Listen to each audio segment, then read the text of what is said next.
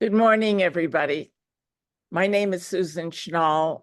I'm president of the Board of Veterans for Peace, and it's a pleasure to see you all here this morning, and especially to welcome Four Arrows.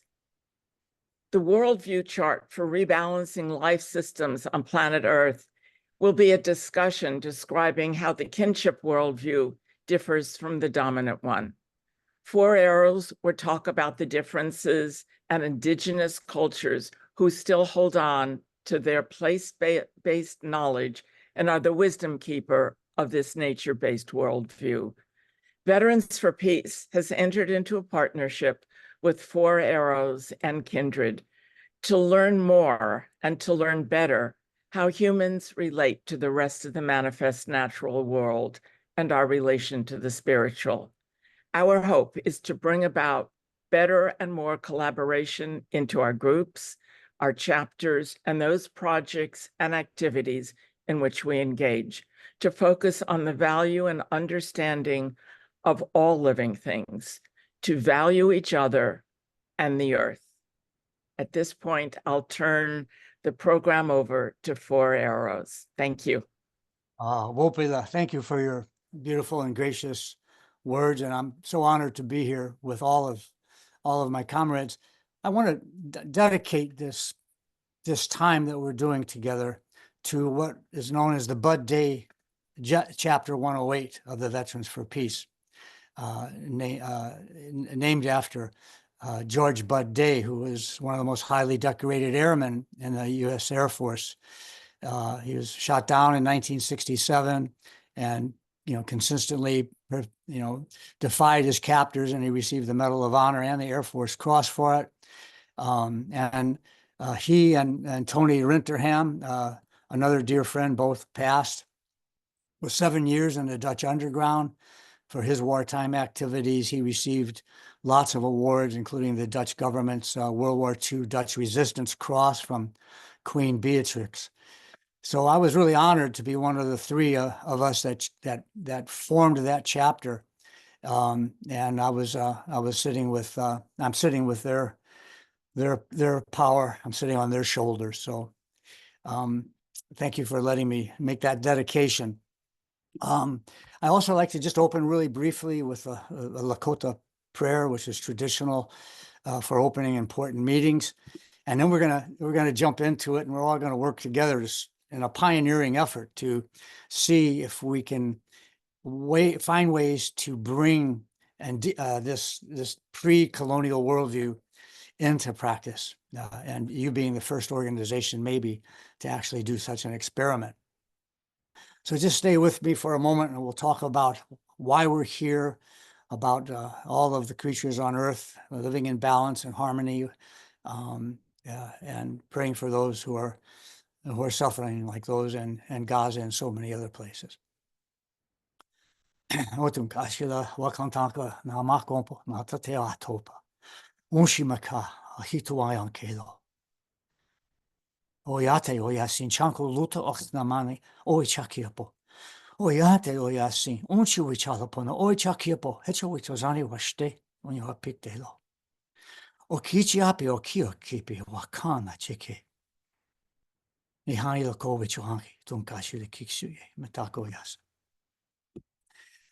Okay, so what we're going to do today, and I'm going to invite you, and if this is something that you weren't expecting or you don't want to do, then so I apologize for misleading you. But instead of doing what I've done for 30 years and making arguments in favor of the research showing the proven sustainability of our original worldview, our nature-based pre-colonial worldview that we had mostly about 10,000 years ago everywhere, and still exists in pockets that are responsible for 80% of the biodiversity on Earth today, being on only 20% of the landmass, where indigenous people who haven't lost yet their values of this worldview are still controlling the land. And so you can go on my website, Four Arrows Books, or just Google if you want to get sort of the academic validation of proven sustainable, go to our website, provensustainable.org, for contemporary indigenous cultures. I think we've got 28 of them now who are proving sustainable by returning to their worldview or are maintaining it.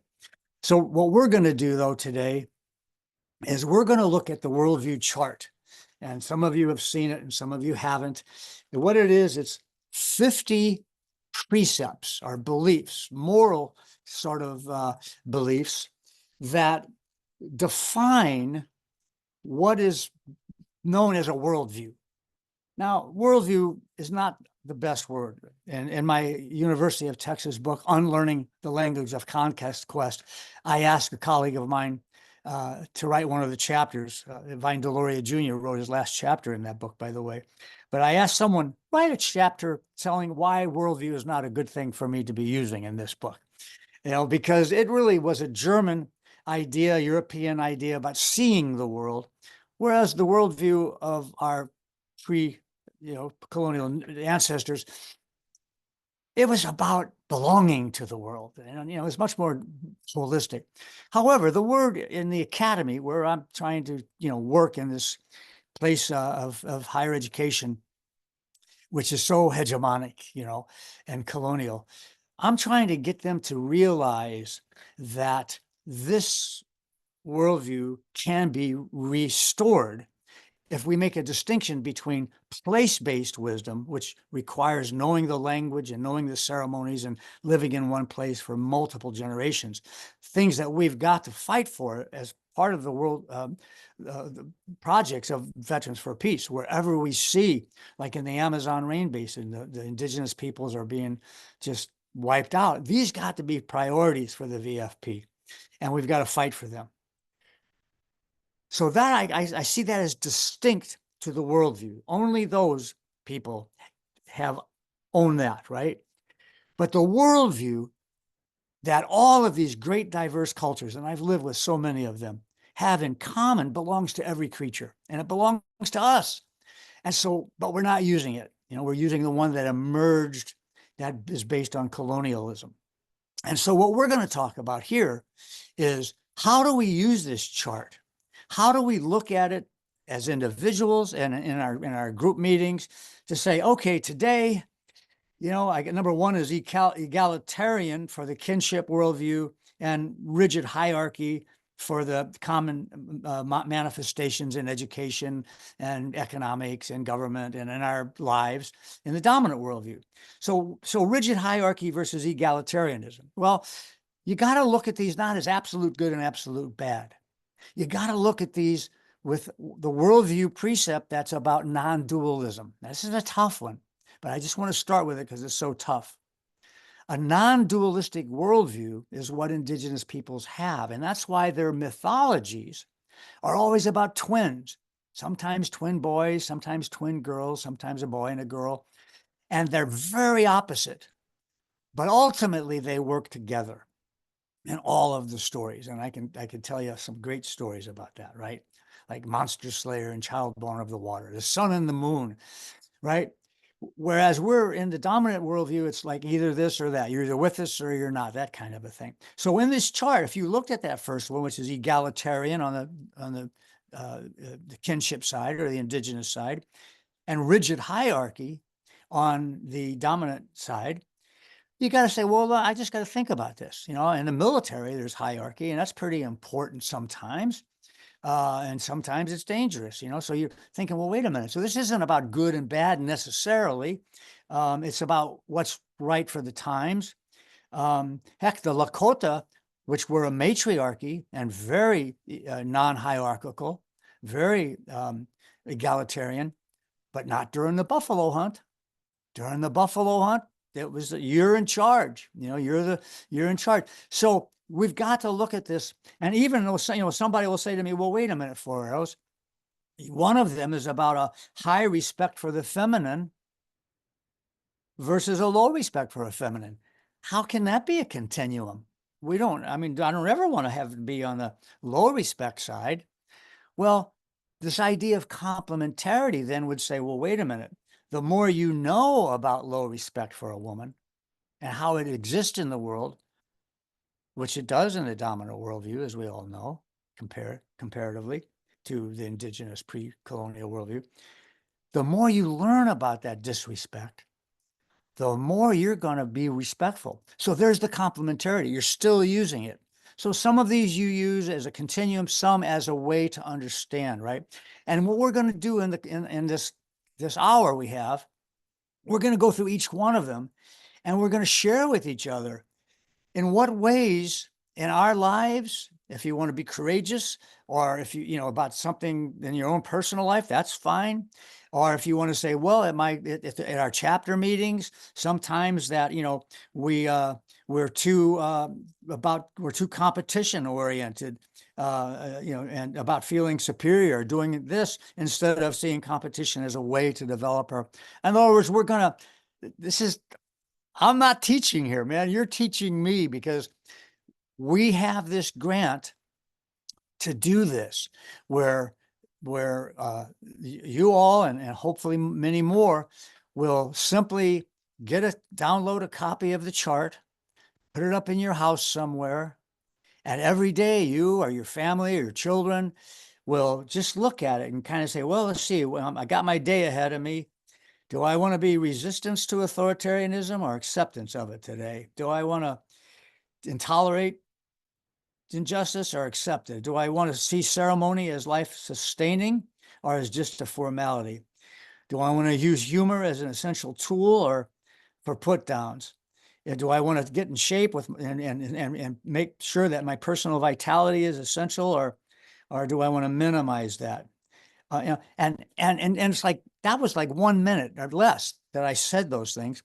We're looking for people to spend 10 minutes on it, just 10 minutes looking at it or writing. And at the, you know, in this presentation, I'm going to show other ways, like using logbooks or records or using other people. We're going to talk about all the different ways, but you're going to create some of those for us that will then help people when we start this. And then 3 months, we're going to see how many vets did it. And, you know, when they respond, because they have a, you know, an informed consent for doing a response, an anonymous response. And they'll say, yeah, I used it, you know, quite often, or 3 times a week or whatever. And, you know, nothing happened. Well, that'll be good information for us. Or they'll say, well, no, something did happen. Now, just so you know, I've probably got 110, 120 letters from around the world from people that said that their lives have changed because of looking at the worldview precepts that we have in the book. And I've got 3 doctoral students. One of them is director of a company that has staff counselors working with troubled adults. And they have the problem of compassion fatigue. They're all burning out like our activists do. And he did just this simple meeting every day where they talked about, you know, they selected about 10 of these worldview precepts.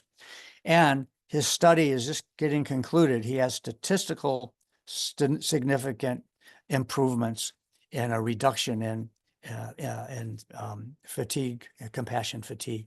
So, but we've never had a group. We've never had a corporation. We've never had an organization to actually see if by just having the chart in their house up on top of their computer and committing 10 minutes minimum a day, whether it will make a difference or not. So you guys are going to, you know, in a very pioneering way, right? And so, yeah, with that in mind, I want to start out by just asking if there's any questions. And one question that I have before you have them is, do you think it would be better for me to spend 10 minutes going over the different ways that one can use this? Or just jumping? Yeah, maybe let me make that decision. All right. All right, I think it might be better to do that. And I have another idea that just came in mind. If you don't think I'm winging it, now you know. All right. So I'm going to share my screen with you, and I'm going to show you the first page of an article I'm writing in which I'm going to talk about you all.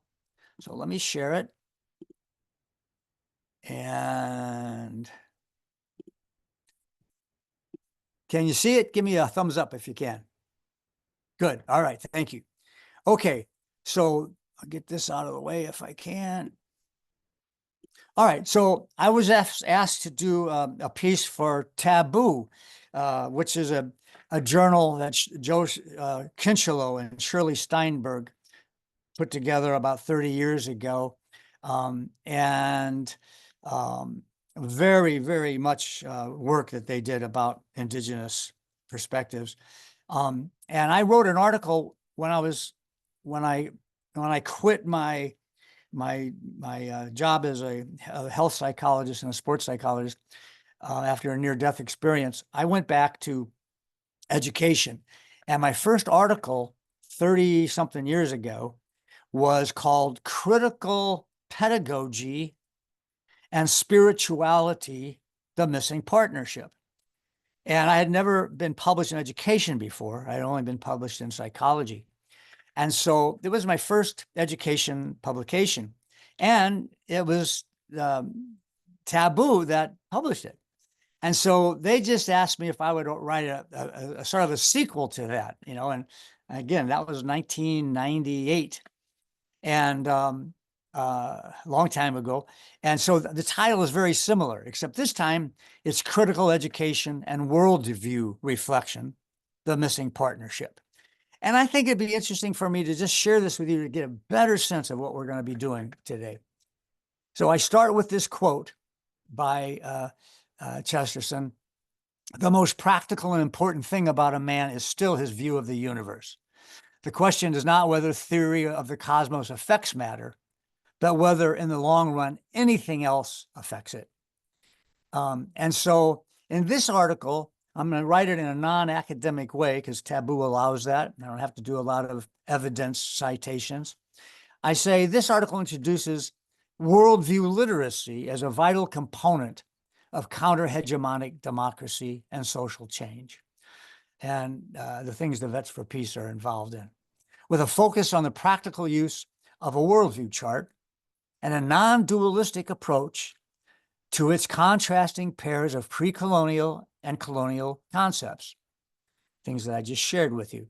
The article is organized into 4 sections in which I introduce 6 key assumptions about worldviews, the vision that brought my ideas about worldview literacy to me, which you guys can learn about if you go on YouTube and put in the Shaman's Message, or go to my website, Four Arrows Books.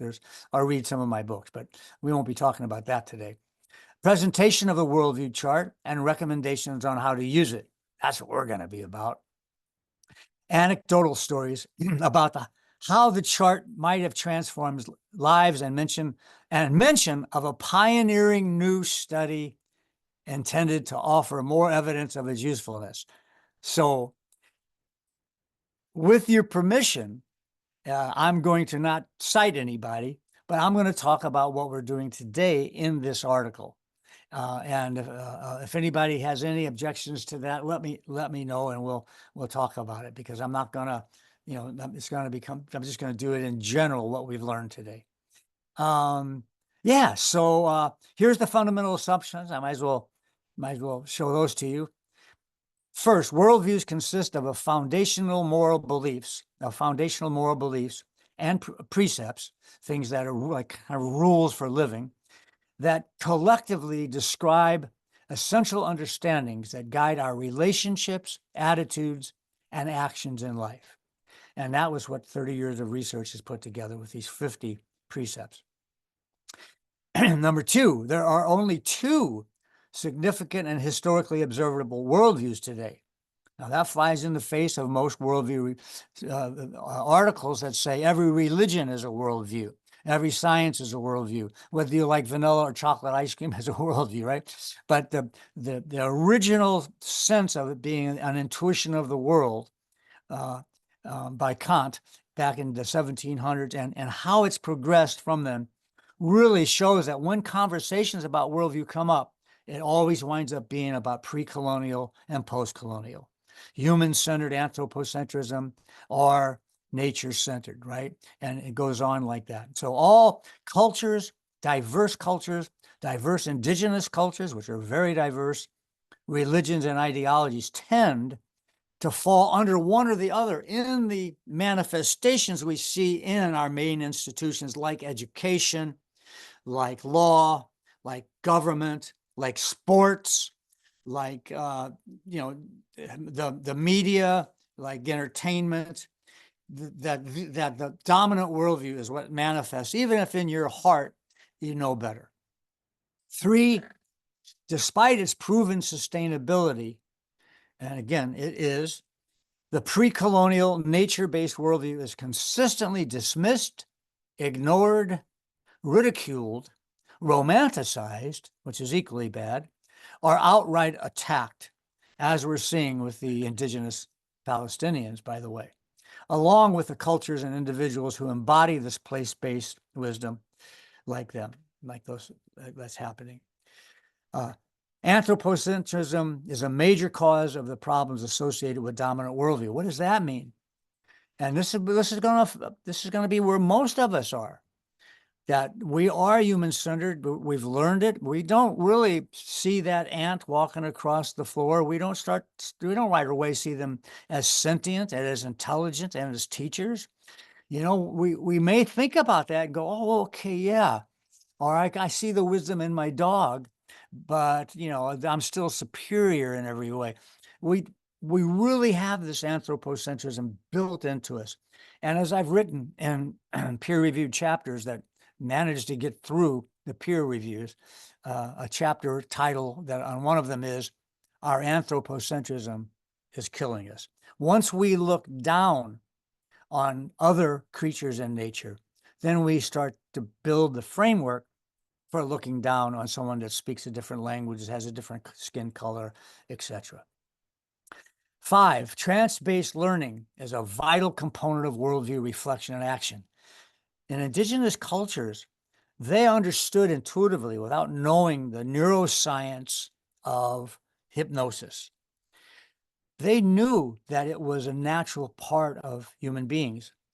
We can define it simply as believing deeply in an image while you're in a lower brainwave frequency. I taught this at UC Berkeley for many years because of what happened to me on my near-death experience. I found it to be vital, and in my time with the Raramari Cimarron people, I saw them constantly using it. It's called ceremony. Whenever they wanted to be more generous, they wanted to focus more on what they knew was the right thing to do. They wanted to hunt better. They wanted to make better baskets, whatever it was, they would do ceremony. And what is ceremony? Ceremony is doing something that sets you into a lower brainwave frequency, like meditation, and at the same time, having you believe deeply in an image that's supported in many cases by others, and with the intention. And so we're going to talk about that today and actually practice how to use this, because you can say, oh, I want to be less hierarchical in my way of being. And I believe in that. And now cognitively, by golly, I see where that came from my father, from the Pope, whatever. I now am going to change that. Well, it's not going to work unless your willpower and determination is way, way exceptional. You're going to have to believe in it with an image. This is why there's not been a world-class athlete. And I've had several. I've got one that won the gold medal, Natalie Mulhausen, in fencing from Brazil, the first woman ever. And none of them can do this without a sports psychologist doing hypnosis or teaching them how to visualize, right? So we're going to add this to the component, and it's so simple. You don't need to pay anybody because it's all self-induced, and we just need to be aware of when someone else is hypnotizing us during times of fear. We become very hypersuggestible to the communication of perceived trusted authority figures, which is why we're probably in so much trouble in polluting our waters and airs. 6, truthfulness in language and the pursuit of complementarity. For indigenous people, words are sacred. They're also a verb-based language, so it's very easy to concretize. So, for example, if somebody says, "Oh, I want to," let's say a man is obese, and he comes to a hypnotherapist and says, "Well, I want to get rid of this," right? Well, and the hypnotherapist says, "Well, what do you say to yourself when you look in a mirror naked?" Well, I see I'm fat. Well, language is inaccurate. So somebody that understands language therapy will go, well, let's be more truthful with the vibrations of these words. What are you really saying and saying to yourself? Because if you were fat, you'd be in a jar. And then pretty soon they learn to say, I see a wonderful man who happens to have too much adipose tissue on his body for optimal health. That you can work with, right? So words are going to be part of what we'll struggle with, because, all the words on this chart, they, they have some problems, right? I mean, they're hard to understand, some of them, and they need a little bit of interpretation. So language will come into it. And of course, the last one is it's really hard. This is one of the worldview precepts. All life forms are spiritual beings. Now, we are spirits inhabiting this amazing gift of a body, whatever it is, and having chosen the life that we live. And this came to me in a near-death experience, not knowing it. I was a ex-Marine, Vietnam era, with a chip on my shoulder, doing whitewater kayaking, and had a near-death experience. And I saw all the things that I couldn't believe until I came upon Ray Moody's dissertation 5 years later, in which, and the University of Virginia studies, the Department of Perceptual Studies, where they have tens of thousands of near-death experiences where people see the same things, the tunnel of light, the beautiful music, the feelings of, so in indigenous peoples' worldview, we are spirits. So these are kind of the things that we're going to bring in to our research on the chart. Now, Susan, I see you're here with us. Do you think that it would be better for me to keep the sharing of the screen on and put on a worldview chart? Okay, then that's what I'm going to do. And we'll just do that right now. But first, I'm going to stop the sharing just to see if there's questions. Hey, 4 hours. This is Ellen. When you do your share next time, if you just select the window that you're sharing and not your whole screen, that way the whole group doesn't have to see all the little notices that are popping up on your screen. Okay, so I say, just grab the window that you want instead of your whole screen. When it pops up, you'll see. Okay, all right, thank you, and you can guide me on that. All right, so now we're not sharing, right? Right. All right, good. Take a big breath. Now, I talked fast, and I put in some concepts that may or may not be foreign to you, but if there's any that are confusing, this is a good time to let me know. Are any questions that you have or concerns that you have?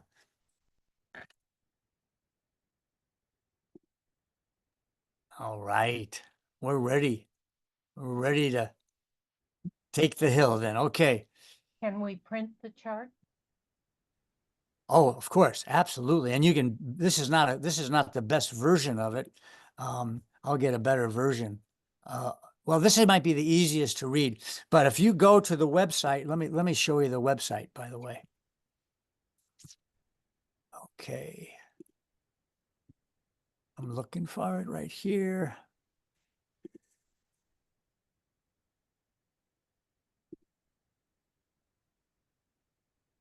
Okay, so here is the website. I'm going to share my screen now, so we'll see how this works. So I'm just going to hit the window onto the left, right? No, that's your whole screen again. That's all right. It's fine. It just has a few little extra things. Okay. All right. Well, okay. So can you see this first, what I just highlighted? Yes. Okay. So that is the Worldview Literacy Project. And then here is the Worldview Literacy Project also. But this one up here on the top is specifically about the Veterans for Peace. I think they both, you might just use this one. And I'll put it in the chat. And then everybody could maybe even open it up. and go to the worldview. Just try it. Somebody try it and see if you scan down on it, if it'll show the worldview right away. Should. It's been put in the chat several times already, but All right. Okay. Okay. All Yeah, right. it works. All right, good. So just everybody can maybe have that up then, right? Yes. And, all right. So I can still get to see you then. I won't have to, I'll be looking at my chart in front of me. Okay. So here we go. First, does anybody, like, what I was going to do is just go down from 1 to 50, because we got, and just spend a couple of minutes on each one.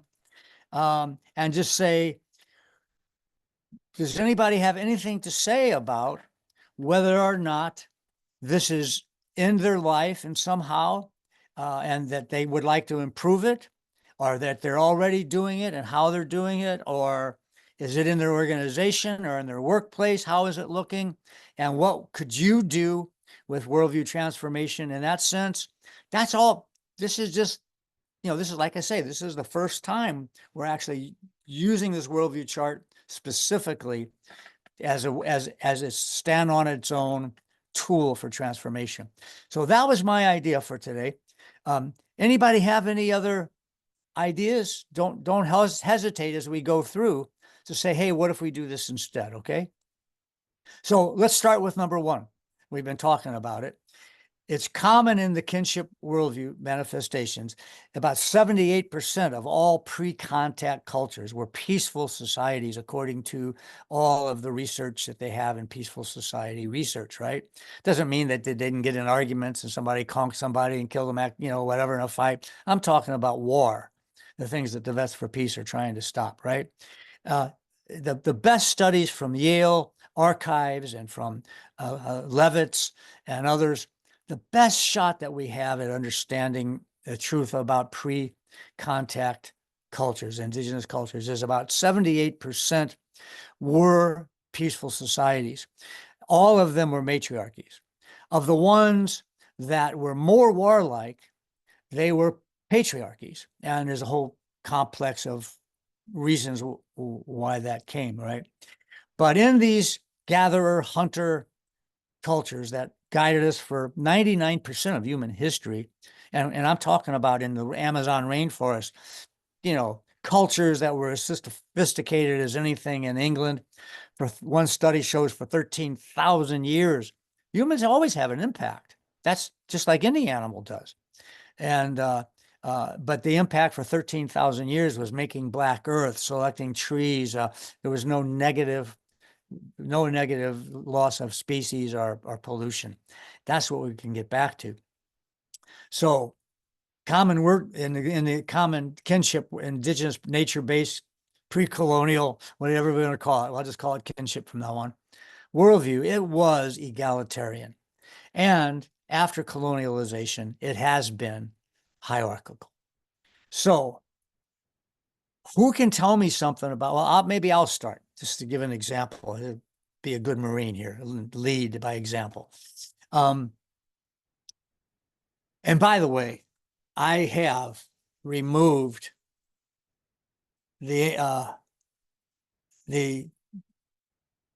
anchor and the earth, the globe, right? I removed that. It was kind of painful to put a chanupa on. So I still am brainwashed, the loyalty of all that stuff, you know what I mean? But now it's not conquering the world. It's about peace. So I just want to, that's the first time I've showed anybody that, I think, ever in 50 years on a video. Of course, we didn't have them for 50 years. So I think in my situation is, I found myself yesterday being a little bit rigid and hierarchical with my 26-year-old grandson, who came with his girlfriend and wanted to learn some stuff that we were doing. And I felt like I was in my approach. I was saying, no, you don't know how to do it. Let me show you. I know how to do it, and I felt myself going in that direction. And I caught it and tried to say, well, what can you tell me about how this works that you think would be a way? And then I'll share with you my way. I remember actually not doing it and then changing it and doing it. And that was just yesterday, right? In my university. I guess Well, I'll get my yeah. Shoes on and some, shoes on. and the correct tape looks, I mean, you look like Hector Lecter or whatever. Okay, so Hector Lecter, please turn off your sound because we're hearing you. And just mute it for now. I thought somebody was jumping in to volunteer a hierarchical thing, and boy, Hector would have been pretty hierarchical, right? So my universities now, there's a whole series of a discipline called the new managerialism in higher education. It has become, the more financially stressed a college becomes, the more they hire managers. And even though it's costing and making the finances worse, there's this sense of when during times of fear, people want hierarchy to tell them what to do, right? So I'm seeing that right now in horrible ways at my own university. And I won't go any further with that.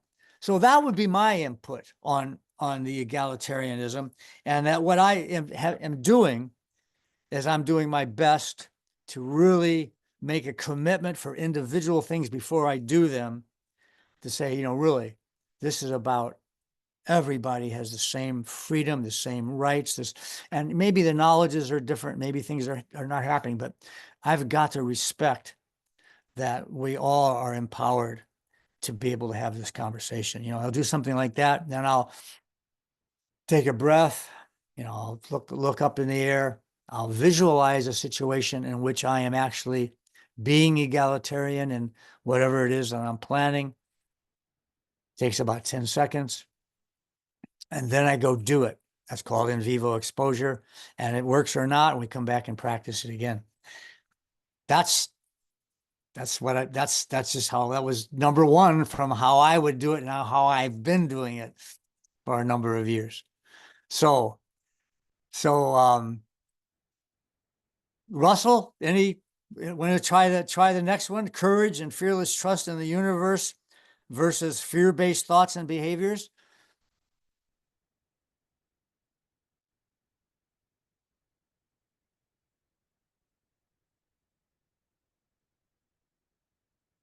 I think you're on mute still. Here next to me wants to I wanted to say something about both precepts, about the first one, the egalitarian, and in my philosophy, I understand that human beings are not superior, that we are part of an entire matrix of life, and there's no superior. In fact, when I look at the animals, and as a man, when I look at women, and I look at all the animals that I'm surrounded with, my dog, my cats, the animals that I've had contact with, I see an intelligence that in many ways I feel is superior to my own. But I don't always act that way. This is the problem. And it's the same thing with the second precept. The second precept, I have an experience, a recent experience with, but I have a question to you, for arrows, that I would like a way that I could more be in what I believe and not be swayed by the years of conditioning that as a man, as a male, a dominant male, blah, blah, blah, dominant human being, that still affects me, even though I don't agree with it. So that's my This is question. perfect. No, this is exactly what I'm looking for in our conversation and our work today.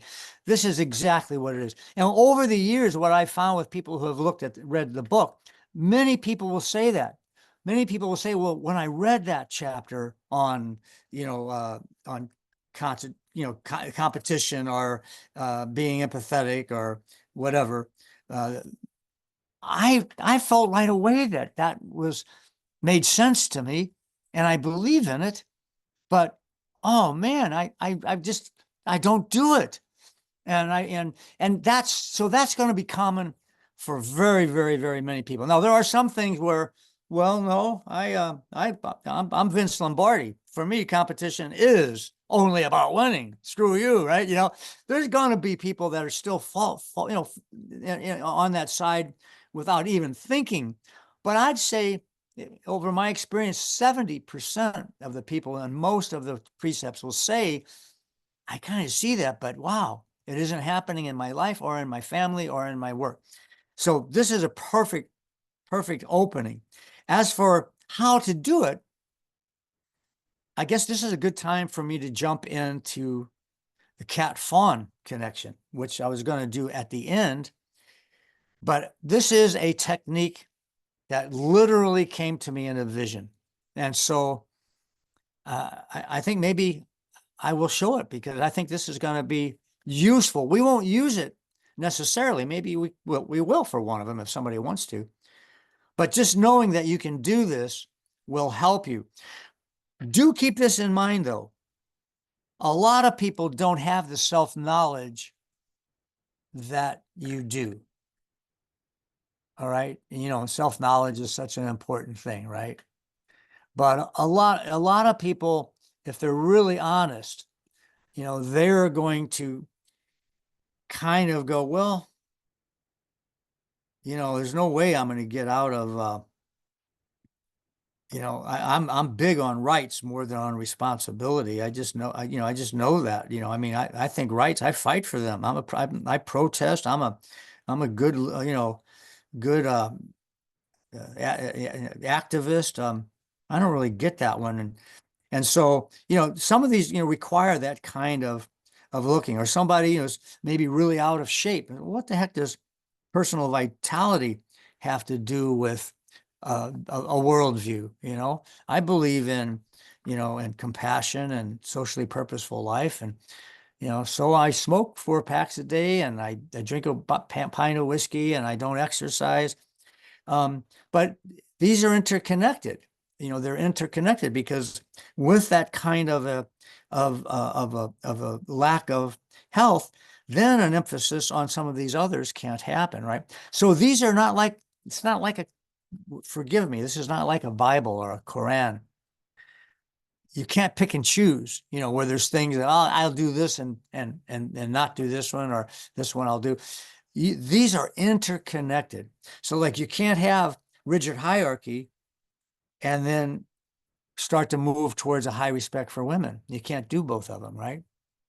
And so how do you do courage and fearless trust in the universe? How do you do any of these things?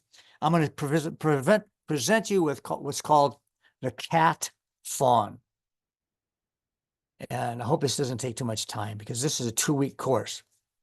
But it'll give you an answer, as that there are ways, and that will be available for you to learn after we go through to do what I really do want to do today, to see what others have to say. The cat-fawn in brief. Coming out of the canyon, there's a whole story. The cat was a mountain lion that saved our lives, and there was an Indian carrying a baby deer, which was a fawn. Its feet were bleeding. They were such good runners, they ran it down. That turned into neon lights that said CATFAWN. CAT was concentration, activated, transformation. Another word for self-hypnosis. Fawn were 4 of the ideas, before I did the research, this was 35 years ago, on all these more easy to understand kinds of precepts. There's 4 of them, 4 concepts that relate to them: fear, authority, words, and nature. Fawn, F-A-W-N. In the dominant worldview, fear is very different than indigenous ways of understanding fear that I have witnessed and studied for all these years. In the dominant way, we avoid fear at all costs when it comes, even after fight or flight mechanisms are activated and are not used. We scream, we freeze, we pee in our pants. In other words, fear is something that is absolutely horrible. In indigenous cultures that are traditional, after the fight or flight naturalness of a fear thing is over, fear becomes an opportunity to practice a virtue. Okay, I can't get out of this. The bear's got her cubs and she's pawing the ground. Can't run, can't fight. I guess I'll practice a virtue. Courage, patience, humility, fortitude, honesty, generosity. Yeah. Look, if you need my body more than your cubs, and your cubs need my body more than I need these blueberries I'm carrying, I give both to you, I'm here. And so, this fearless trust in the universe means once your courage brings you to the edge of the ledge, and that takes emotions, that burns you out after a while. Once you commit to doing this, I'm going to commit to start doing number 26. I'm going to start doing ceremony regularly. Once you commit, a fearless trust in the universe takes place in our indigenous worldview. Fearless trust in the universe. This is why I don't have hope, by the way, that we're going to turn things around. I've had a lot of activists. I was up at University of British Columbia presenting to a bunch of educational activists. And at the end of my presentation, they asked me, so far as if we use the worldview chart, can we turn the horrors of what's going on around? And it just came out of me. And I said, I don't think so. And they went from loving me to hating me in that second. You could feel the tension. The arms went up. Well, then why are you here? Why are you writing books? You give all your proceeds away to indigenous causes. Why are you here? And I said, because I want to be a human being. I quoted Sitting Bull. I wrote a book called Sitting Bull's Words for a World in Crisis. He was interviewed when he was caught and put in prison. And someone said, even though you had smallpox killing your people and the buffalo were all killed, and even though, all these things were you're being chased, you kept doing your sun dances. You kept doing your artwork. You kept creating your songs. You were generous even to the enemy you're famous for. How could you do all of those things with such horror around you? And that was what he said. I want to be a human being. And so for him and for me and for how I define, I look around, I don't think we're going to turn it around. We might. But for me, hope is not the certainty of an expectation for turning things around. Hope is the certainty that what you are doing is the right thing to do, regardless of the outcome. And I'm getting letters from those people saying they were really pissed off at me because hope was all they had.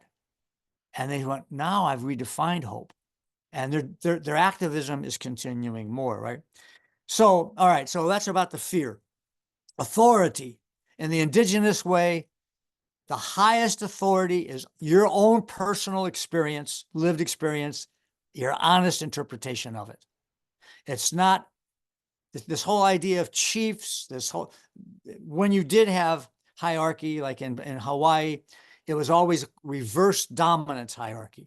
We would listen to elders and people with special skills, but that independence was always there. Authority, words. My friend Tom Cooper, Dr. Tom Cooper, wrote a book called A Time Before Deception. We didn't understand the concept of lying, right? We thought when people first came to us and started lying, we thought they had a mental illness and prayed for them, right? So you've got to be, what do you say to yourself? I had a guy one time come to me when I was doing hypnotherapy, executive, and he sweated profusely under his arms each time he would have to go to a meeting. And I said, what do you say to yourself before you go to that meeting? He says, I don't know. I look at my watch and I say, I have to go to the meeting. I said, well, okay, before you come to see me for your first visit for hypnosis, I just want you to do one thing for me. Next time you say something to yourself, you look at your watch and say, I have to go to a meeting or I must go to a meeting. Just say, I want to go to the meeting. And he said, yeah, yeah, yeah. You know, I said, no, will you do that as your homework, please? He said, I'll do it. He called and canceled his appointment 4 days later, wanted to know if he owed me something, right? That's how powerful words are, right? You know, Kipling says they're mankind's most powerful drug, but the indigenous people know that they're powerful vibrations. So make sure when you're talking about these things, that you're saying the truth. And when you talk to yourself, you're saying the truth. And the last one, nature. And this is the one where we've got to start, you know, if you've got a problem, an issue, go out into nature and try to get an answer from the trees. If you're in an inner city, go look at a weed growing through a crack in the sidewalk, or the pigeons over on the side, or the cockroach in your bathroom. Don't step on it until you really learn from him and get a sense that he might have family or she might have family, and what kind of wisdom is there. And then maybe you'll decide, well, I think I'll get something and put them outside. So that's cat fawn, right? So it's looking at the two versions, which we're doing on this chart with a lot of things, and then using the self-hypnosis to visualize doing it the next time, and then setting up a situation where you do it. Is that making sense? Somebody give me a thumbs up if it makes sense. Yes. All right. That's what I want to hear. All right. Who wants to do number 2? Michael Wong, can you, what would you take it for us? Our number 3, I mean, the socially purposeful life. What can you say about a socially purposeful life, which is the dominant, I mean, the kinship worldview, you know, as opposed to or contrast with living without strong social purpose? Does that have any meaning or relevance in your life, in your work? Yes. Oops, sorry. Yes, I'm on. Yeah, we hear you. Sorry. Yeah, you're good. You're good. Yeah, yeah. You know, it's what I've been doing all my life. I started out as a hippie in the 60s, and, you know, being socially relevant, understanding the world, you know, meditating, being close to nature, and yet living in the world at the same time. I mean, that's always been part of what I've been doing. So, So you you've know, been I started conscious of out. that in other words, that defines who you are. How about in other organizations? Maybe you don't have to talk about chapter meetings necessarily, but how about also other places in the world? Do you see it as a problematic for friends or for family or employees or any? How about that part of it? Sorry, can you restate the Yeah, question? yeah. So this idea of living without social purpose, a strong social purpose. Can you think of any situations in your job, in your work, in your protestations, in the environment, in schools and in government? Can you see how not having a strong social purpose is a problem that can maybe be addressed? Well, you know, I see that probably a majority of people in the Yeah, United States yeah. don't have a strong social purpose. They go along with whatever their organization, their workplace is doing, or the government is doing, and you know, they're just trying to survive and make a living and that sort of thing. Uh, but you know, I've never, as an adult, I've never lived that way because you know, I started out during the Vietnam War, refusing orders to Vietnam and going to Canada and all of that stuff. And so I've from that time on, I've always had a purpose and I've always lived that way. So it's, All right. So I, what about now? Now that we've talked about this, can you see that a strategy for your change agentry, that a possible strategy would be something that you hadn't thought of before? And that is not just that almost everybody is following the sheep and having the mob mentality and doing what they're told, but to go, wait a minute, if they could understand how important a personal social purpose is in their life, maybe that would get them to be like you became. In other words, this could be a new focus for your activism. And when you sit down and meet with people that you know don't have social purpose and that are following what their bosses are saying, like when we're on the line at Standing Rock, right? I'll give you a personal example of this. My job, it's one of my jobs at one of my tours of duty, I think I did 4 there at Standing Rock, was to help train the Iraqi and the soldiers coming over not to get angry on the line when they went up to it. And then we wouldn't let them go up to the line until they were able to say, you know, when somebody's hitting them or spraying them with pepper spray or hitting a woman or whatever, you know, talking to them without getting in there and trying to fight. And one of the things that I saw happen a couple of times, and maybe I did a couple of times, is while I'm protecting myself or putting milk of magnesia in the woman next to me's eyes or whatever, I'm saying, brother, please just stop and think about your life, your family, and really what your real purpose is. I know you've got to make money and you're working for the police department or this corporation, but think about your life's purpose. Please, you know, something like that, right? The words are all, you know, always different when you're in the scene. But I think it was responsible for some people putting their shields down and walking away, you know? So let that be something to be, you all be pondering about, that even if one of these things, why golly, you're right on top of it. You never, that's never, you don't do anything but to have a socially purposeful life. Think about, well, then good. You know, then you're an expert in it. How can you use this as a new strategy and trying to change the things you're protesting against?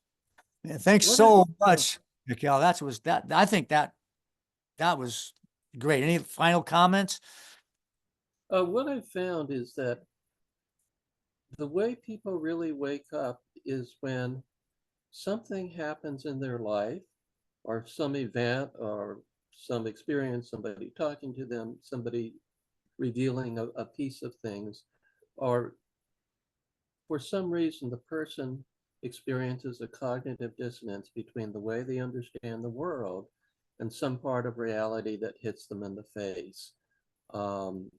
I can think of, in the Chinese community, a whole lot of people woke up when the Hong Kong riots happened in 2019, and information started to come out from the mainstream media that was contradictory to what people in the Chinese community knew to be the facts going on in Hong Kong, that the rioters were, you know, the so-called, quote, peaceful democracy demonstrators were in fact very violent and doing things like Well, throwing then what you fireworks can, at let me cops. interrupt. What you can And do when- then is see this as an opportunity for a let me cognitive just finish dissonance. this explanation. Yeah.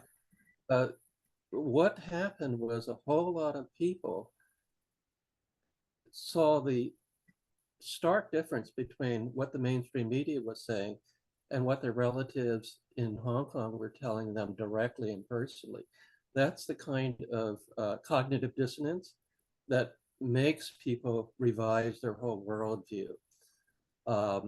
So when we're talking to people, if we can somehow give them concrete information that they can relate to, that challenges their worldview without necessarily challenging them as a person, I think that could be effective. Okay, and as I was saying, I've seen so many people, my father-in-law included, that they can look facts straight in the eye and they will not change. You don't think that the people that we're fighting, you know, it was Noam Chomsky says, we don't need to speak truth to power. They know the truth. Okay. And so that can happen for some people, right? For sure. Absolutely. Sometimes when you see this great thing, but for the most part, what we're trying to do, we're talking, you know, with people that know that what they're doing, you know, is in some ways way out of bounds of what is right. And what we're looking at here, we're talking about fundamental worldview shifts. That can be something for sure in the bag of tricks or tools. But what we're doing in this lesson is how do we use this worldview chart?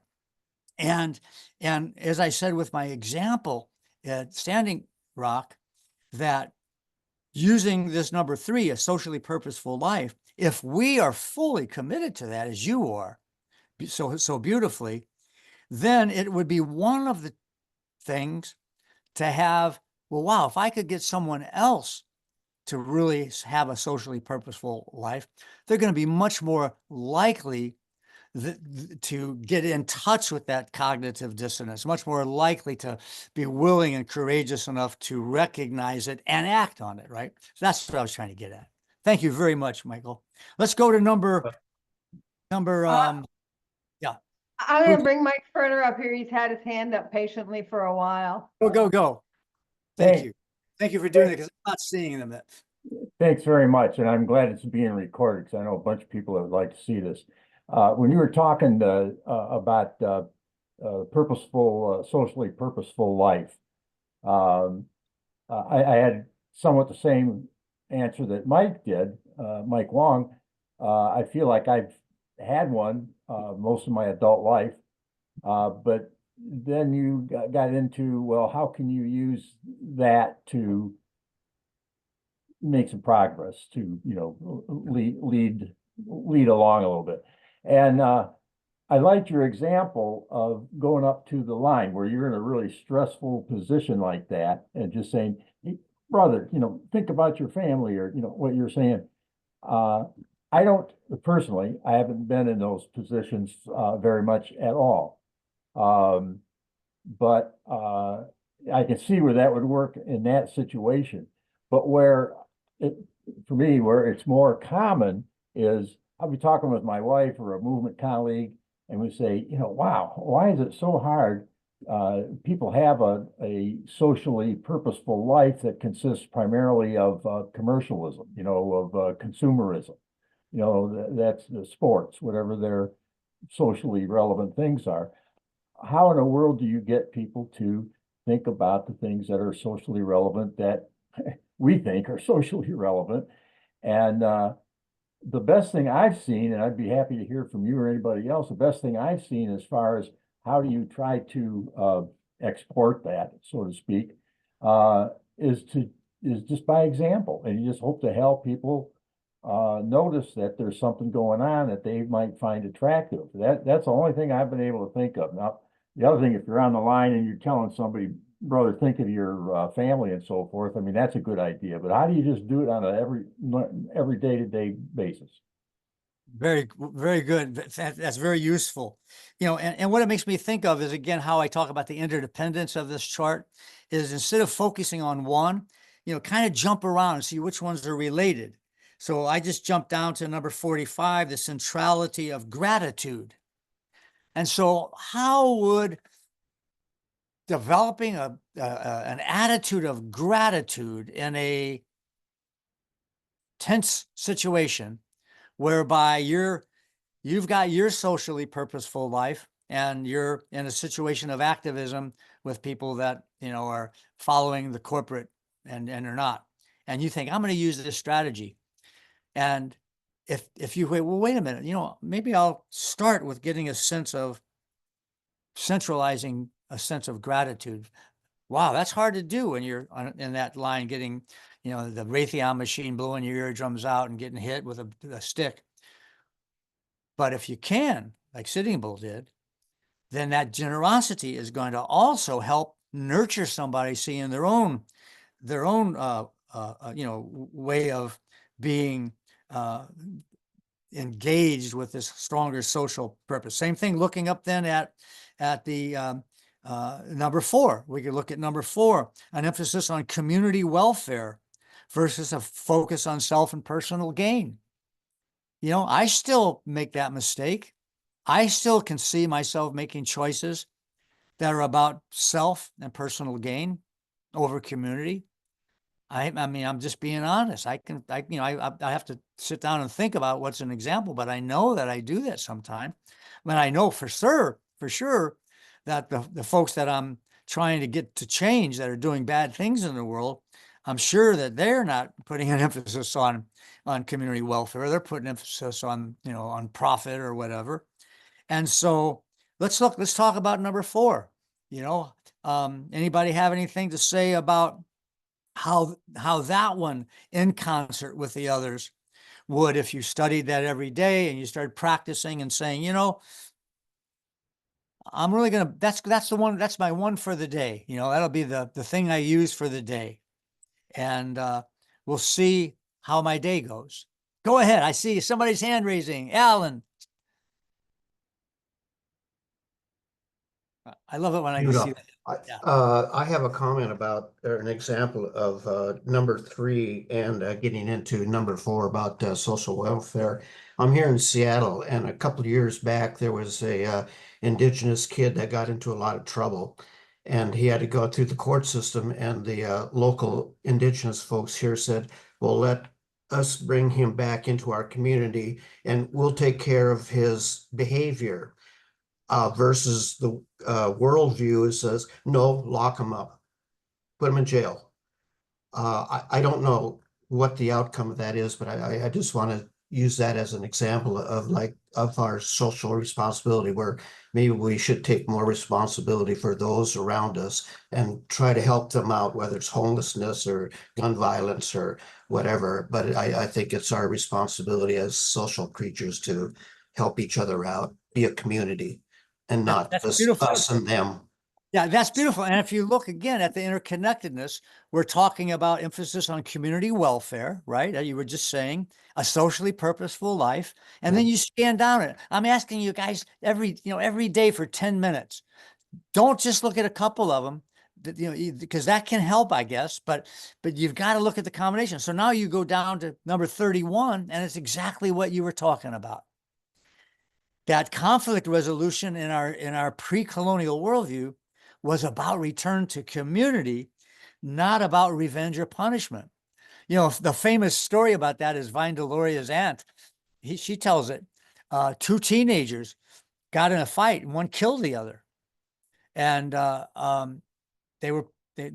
community came together. What are we going to do? Alienate them, punish them? What was going to be the thing?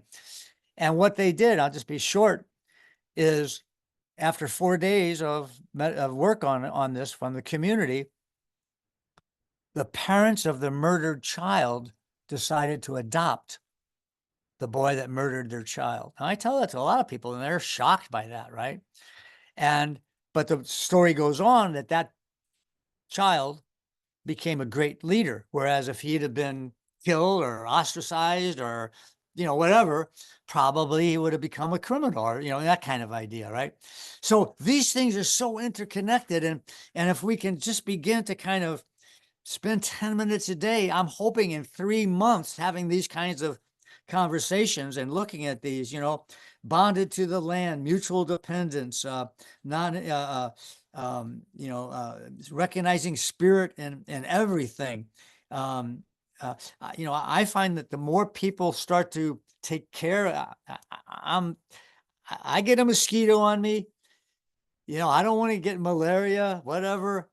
I will try my best to catch it. I'll spend maybe 15 minutes interrupting my time on writing, and I'll try to get out the door. But, life eats life, life kills life, and, those kinds of things. But it's all got to be done with respect. But from having used this chart, I go pretty much out of my way with that. Oh, I see Colette has her hand up. Hi, it's Colette, actually, but that's fine, don't worry. So an example that I was thinking of, sorry, I'm from the Veterans for Peace Ireland branch, I should probably explain the accent. Example that I was thinking of actually happened last Friday. And essentially what has been happening over the last few weeks in the UK and in Ireland, there have been riots because of, there was a stabbing, 3 little girls were stabbed to death and 10 others were injured. It has been taken by the far right as race and xenophobia and all these different things, and different communities have gone to protest, you know, protect our children and all this kind of thing. And it's just turned into riots. The people of the town where this happened, where the stabbings happened, their mosque was nearly destroyed and the wall was brought down and everything else. And the people in that community and in other communities actually came and they just cleaned up the whole street. No questions asked, just so many people got together. And one of the things that has been seen in Belfast, which isn't too far from me, has been a reaction to these far-right people who are coming out and protesting, burning down Muslim-owned shops and things like that. Has been this absolute solidarity. So on Friday, there was to be a planned riot in Coleraine, which is even closer to me. And a few of us managed to get together because we knew that they were going to march to some apartments where refugees were being housed. So fortunately, only one person turned up for their riot. But there were a handful of us who went to these apartment blocks and we spoke to the people who were incredibly worried. They're from all different parts of the world. And there were a couple there that I'd seen before because I'd been doing some work in the community. And I was pleased that they'd got out of a nasty hotel that they'd been staying in. And they were just so gentle and so kind, brought us into their home, made us, well, my son, who's 13, was presented with a huge sundae ice cream, and they made us sweet treats and desserts, and they were just, you could see the community vibes there. They were so sweet. They loved each other and looked after each other. Have a look at your worldview chart and tell me which of the things that you're describing right now, which of those worldview precepts were in play? Can you just scan it? So many. So many of them. Like I was thinking 17 and 18 were popped out at me. Yeah, I would say so. I would say so. An intolerance of injustice, an emphasis on responsibility, generosity as a way of life, for sure. You know, I just it's been really positive to see different people coming together from different groups, different parts of the communities, especially in Northern Ireland, which can be quite fractured at the best of times. But there's been lots of rallies and solidarity being shared across communities of different backgrounds, which is really, really lovely to see. Thank you for sharing that and showing that the worldview somehow was involved with that. I just got back from Ireland. We brought Irish Indigenous people like myself, and we brought them to the Choctaw Museum, where they donated the money, and we prayed at the mass graves of the forced starvation, the children and what our group came away with, they were mostly students and faculty from Ontario, Canada, but they came away that from our hosts mostly, that the colonization of Ireland is starting to reach a place where it's ending in a way. In other words, that sense of colonialization that people suffer, where my mother never said, I love you. And just all these things, the tensions that were always there. Somehow Ireland is starting to regain its indigeneity, if you will. And when I was listening to you say all that, I kind of really felt that all of that it was such a great example of people starting to get back into their indigeneity. And I saw that there myself. So thank you for that. So, okay. So, and maybe if somebody wants to speak out, just scan down and we don't have to go down in order. Yeah, go ahead. Somebody.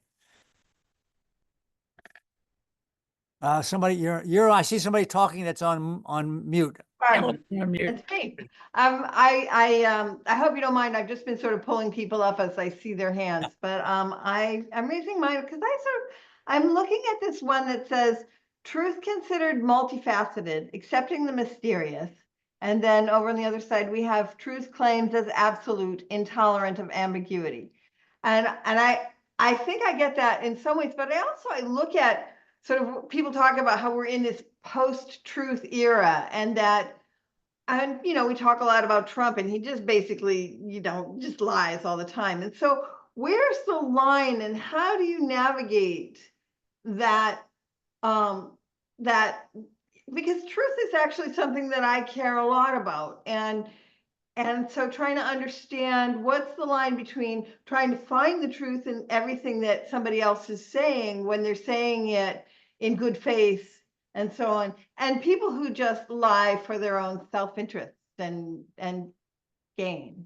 I think it's one of the most important questions and facets of this truth. Like I said, with Tom Gold, in his book, The Time Before Deception, right?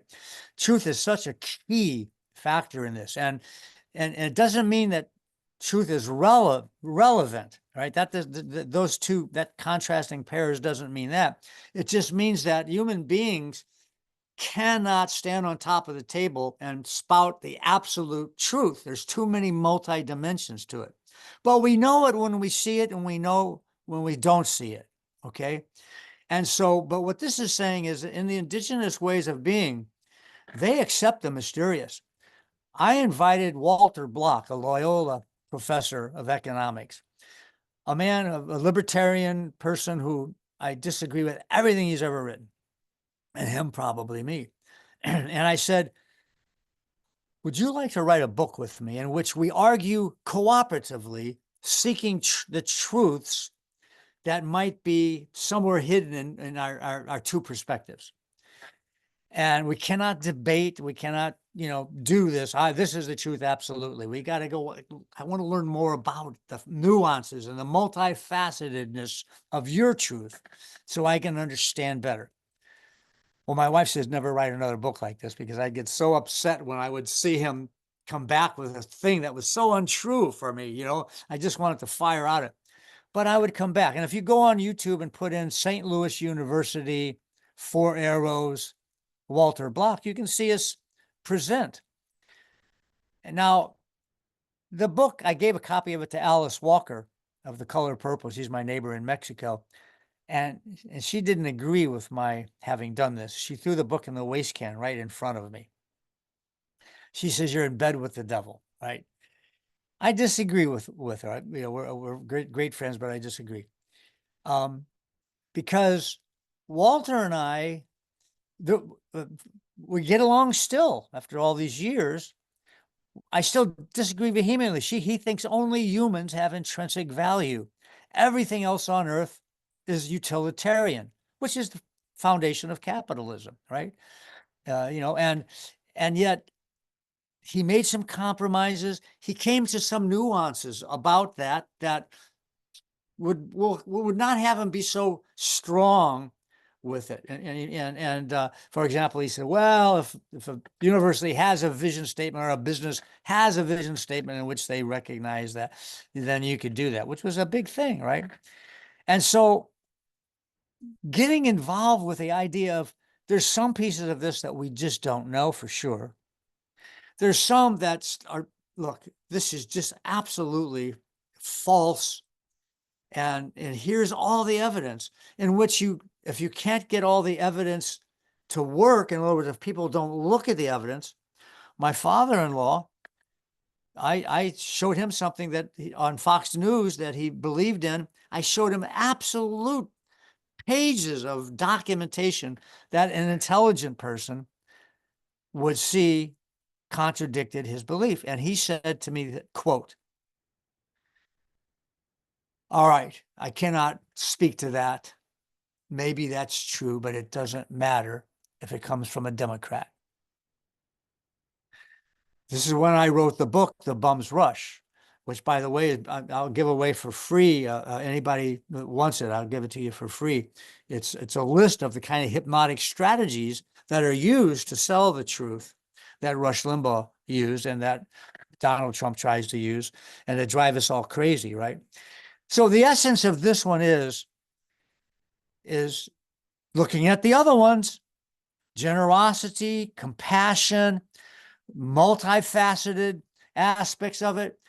And, I'm probably the most guilty person of historically just fighting against the lies. But I've learned with this worldview chart to, you know, start to see this complementary duality part of it that we talked about. What can I learn from this? And what can I say? What are the best chances of planting seeds for the change while we do everything to resist it? You know, you're not going to accept it just because of that. But we're talking about, you know, we're talking about changing people here. That's what we're talking about. Does that help a little bit? Ellen, A little, a little. I think Yeah. I'm gonna have to work on this. Okay. Yeah. So just I'm think gonna- that I'm you've gonna got bring to be Lola willing up. to, you got to be willing to look at the person as a human being who had a bad, like had a, if you'd have grown up with a family like Donald Trump has, and you believe, you might believe that way. And so instead of getting the vehement anger, instead of having that happen, you're able to settle back and see why they believe what they believe. Hey, shh, be quiet. Sorry about that. Why they believe what they believe. Okay. And that will help you understand the truth a little bit better. Just take it that way. And yeah, it does need more work. Okay. Lola, I'm going to go get my dog so she doesn't keep barking. Lola, you're on. Okay, thank you. I'm gonna address number 8, which is the emphasis on heart wisdom versus the emphasis on intellect, because the most, oh, hi, very cute. Yeah, and also that one, I hold that all of us have souls. All of us. I just had to get on a landscaper about cutting away a caterpillar from a plant, because to me, we need to find out what that caterpillar is. You know, it's a pollinator, it's a moth, or it's a butterfly. You know, I don't want to just look at things, oh, it's a pest because it's eating my hairy sumac. You know, so I just see your dog makes me think of that one. But the most painful experiences of my life have been when I didn't honor my heart, and when I not so much honored my intellect, but I guess I just kind of, something in my mind just went, oh, I can't do that, or whatever. There's a little blip that happens that takes me away from my heart's wisdom. So I am very, very intentional now about honoring the heart that I feel I was given. That's great. And I love that you selected that worldview precept, that heart overhead, uh, because it's so important. And again, it's like it shows by looking and feeling that heart overhead, doesn't that also help you answer the question about truth a little bit better? Totally. See Oh, what I'm saying? absolutely. Yeah. And that's that Absolutely. interconnectedness. Oh, that's so good to hear that. Yeah. Well, we've got 5 more minutes, you know, and you know, I mean, and maybe instead of talking about the chart, you know, and individual ones and doing another exercise on it, can anybody share anything with me about saying, do you think this kind of conversation, that you think that looking and studying the chart and getting to know it, getting familiar with it, playing with it, talking with it, using it, do you think just from what we've experienced today, it's probably a waste of time, or that there's something of value to look at these contrasting fundamental ways of understanding the world? Anybody have anything to say on that? Yeah, I'll just continue momentarily and give space to someone else. For me, this chart validates where I've been going. You know, I live in Santa Fe, so we have Indian market happening now, and I have friends who know you um and are doing the Indigenous Ways Festival this evening, and this validates where I feel I am as a being.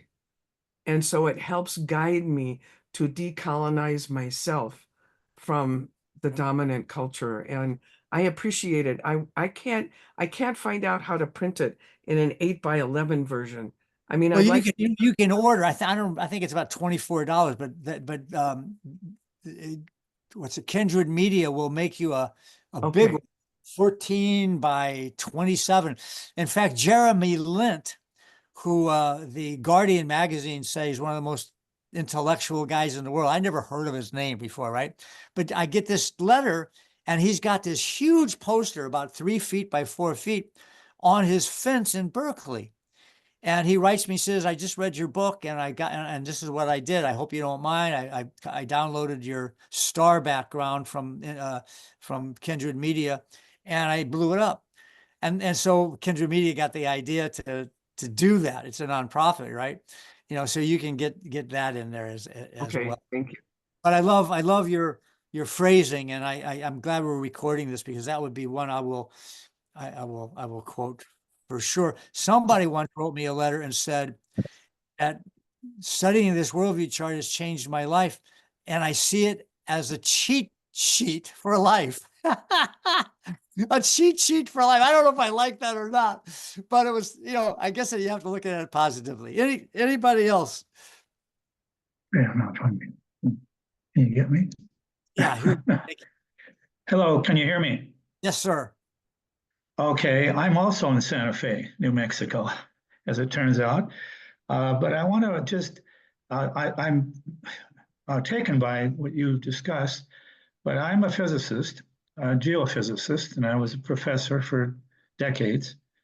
And I kind of like to go back to someone who is quite responsible, Einstein, who said that understanding is more important than knowledge.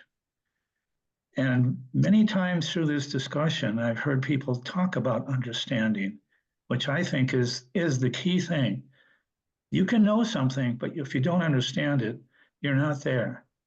So I'm just going to simply add that to, I'm interested in looking at your world precepts completely, but I'm a physicist. I'm a professor at emeritus now, and I found that Einstein thought of being, it's more important to understand than to know something. So I'll just leave it at that. Thank you very much for that. I've always quoted him, and I don't know, we'll have to go look and see. You might know it better, but I've always thought he said imagination is more important than knowledge. I've always used that by having somebody walk on a 2x4 on the ground and walk across it. And then I say, now I'm going to raise it in a helicopter. We're going to go up and it's going to be 10,000 feet in the air, but it's going to be sturdy. Same thing. Will you do it now? And showing out the power of imagination, right? But I actually like and hope that he said it was understanding, because that's what the chart really is about, right? But whether it's understanding or imagination or both, he might have said in both, right? Because in the understanding, to make it be implemented, we have to imagine it, and that gets into the cat fawn or the trance-based learning, right?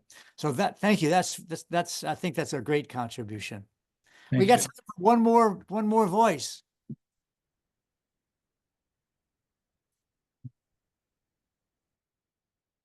All right. Well, thank you very, very much. Wait, sorry. There we go. Hark wanted to. Yeah, just wanted to thank you for all this and thank all the people that are here. And I'm thinking, the way I'm thinking about this is this worldview chart are portals. Each one of them is a portal to a deeper understanding. If we can if we can go through those portals, if we can look at them, a deeper understanding. And I totally have always agreed that the Western mentality looks and values, I need knowledge so I can control things. But wisdom and understanding and imagination are different than just knowledge. And I think these precepts point in that direction. And so I thank you for this, and I thank the indigenous wisdom that has presented this to us. I just wanted to say that. Thanks. Well, we started with goosebumps and we have ended with goosebumps. And of course, when I quoted you in that article a long time ago, how much I respect your wisdom and your work. So thank you, and thanks to everybody. And please, if we get 5% I've been telling Susan, if we can get 5% of the Vets for Peace to put this on the wall, in the free version, that's, it's 8x11, or buying one from Kindred.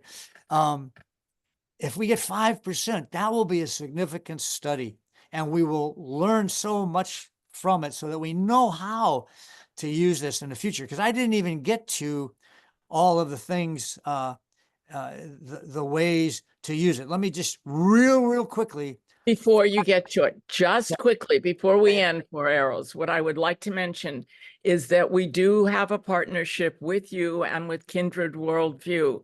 And for those of you who went to take a look at the website, there is a section on that website specifically dedicated to Veterans for Peace.